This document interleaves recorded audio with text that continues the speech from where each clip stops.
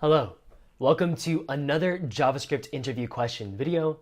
This time the theme is Attack of the Clones.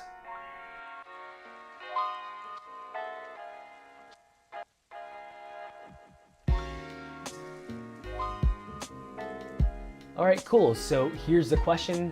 As you can see, it's a pretty long one. First, it sets up this Luke object. Luke has a few properties: surname, age, family, and family is an inner object with father, mother, and siblings. Then Luke also has this quote function. I think that R2 unit may have been stolen. All right, so here comes the clones part. There's a bunch of variables set up. One is assign clone, which uses object.assign, a spread clone with the spread syntax method, a JSON clone, which uses the JSON.parse and stringify strategy to create an object clone. And then here's where things get tricky. The assign clone is modified, the age is turned into 25, and also the assign clone's family father is changed from Anakin Skywalker to Darth Vader. Dun dun dun. So then we're asked what the output is of logging Luke, the assign clone, spread clone, and the JSON clone. Now, it's definitely a lot. You have to scroll through the whole thing to get at the question. But let's start by commenting out all of these console.logs. And we're going to start with the isolated case of this assign clone. Now, object.assign has two parameters. First is a target object, and then a source object to copy all those properties from and paste them into the target object. So since it makes a copy, we can expect the assign clone to look exactly like Luke to start out with. So I'm going to go ahead and copy this entire Luke object. I'm going to make a comment that the assign clone looks exactly like Luke at the beginning. But down below, you'll see that assign clone.age turns to 25. So within the assign clone, Luke ages 6 years, so that value updates. Likewise, assign clone.family.father equals Darth Vader. So instead of Anakin Skywalker, the father is Darth Vader. Note that assign clone.family is actually a nested object. Object.assign only copies the most immediate properties from the source object into a target object. So the implication is that object.assign only creates a shallow clone of the object. If one of those properties is an object reference, then only that reference is copied, not the entire inner object itself. So to dig into this, let's actually pull out this family object outside of Luke. At the very top, we're going to have a family constant, and then go ahead and assign this entire object to that family constant. And then down below, set the family property to now that family constant above. Notice though that this family property name and the variable are identical, so you can use the property shorthand in this situation. So again, this family object is actually a reference to this object created above, which means in assign clone.family, it's also going to be that reference. To verify that the assign clone.family is actually a reference to the same family object created all the way at the top, you can use the object.is method.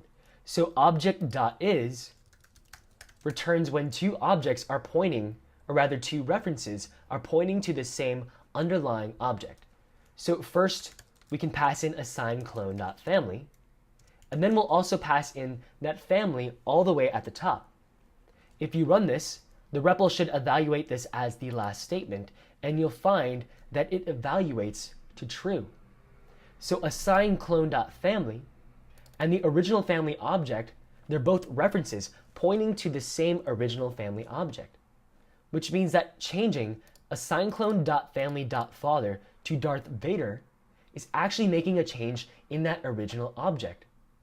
So everywhere the reference is used, you're going to see Darth Vader appear within those clones, which means that the Luke log is actually going to have family.father equals Darth Vader.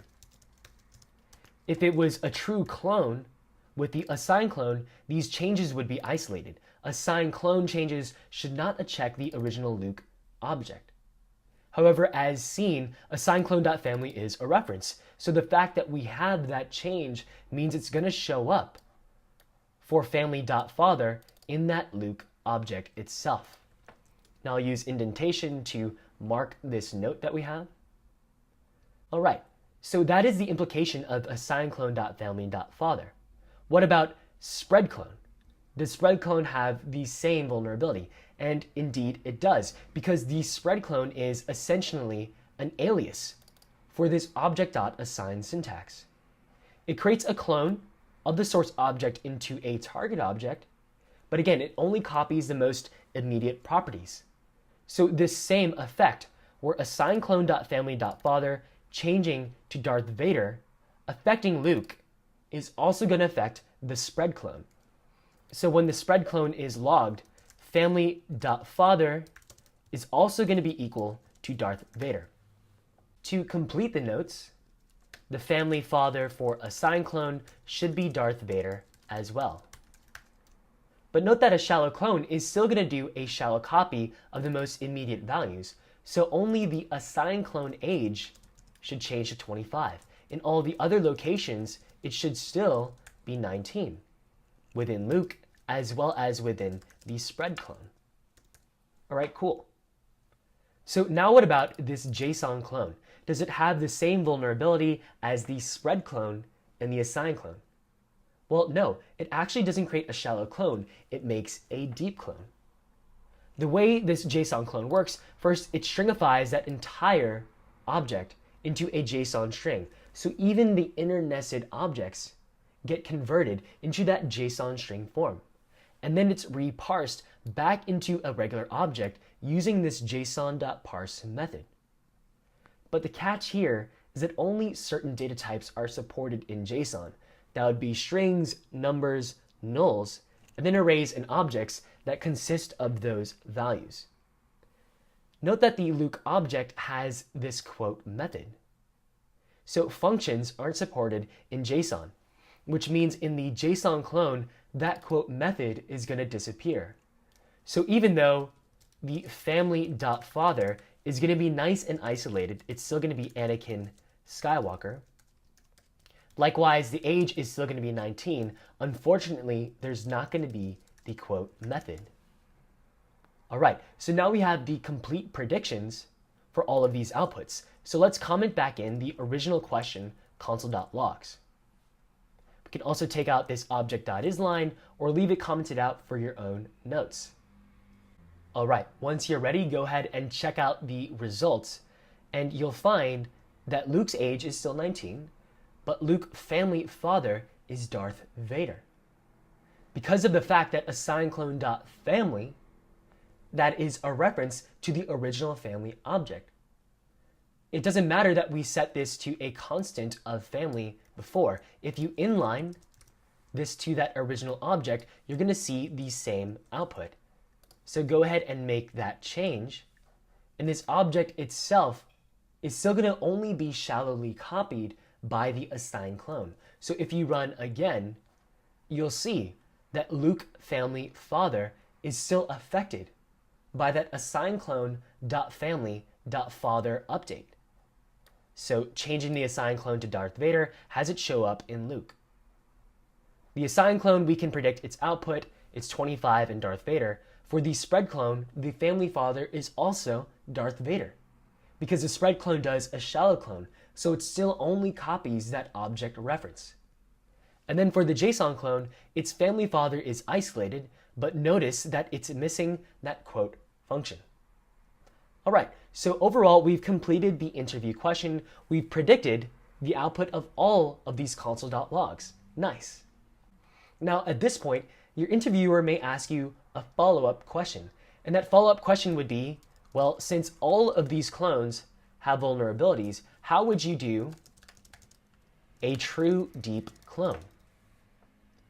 Well, the answer here is that you need to primarily get rid of that vulnerability with the assign clone and the spread clone, that they only copy the shallow reference.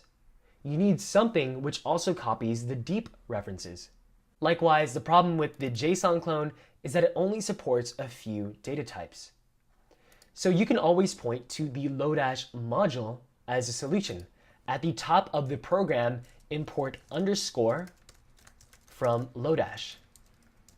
Note that this is the same as calling the LoDash import LoDash itself, but LoDash is so frequently used that underscore has become its name by convention with JavaScript developers.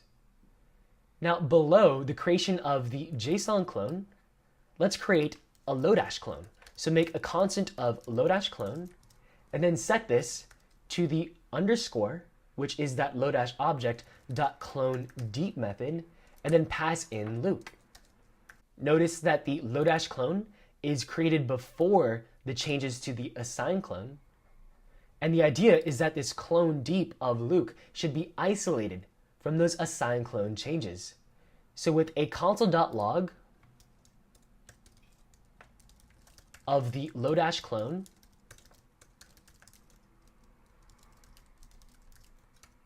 you'll find, well, first up, Replit is going to take some time to import LoDash, but you'll find that the LoDash clone, its age is 19, the family father is Anakin Skywalker, and the quote method is still there.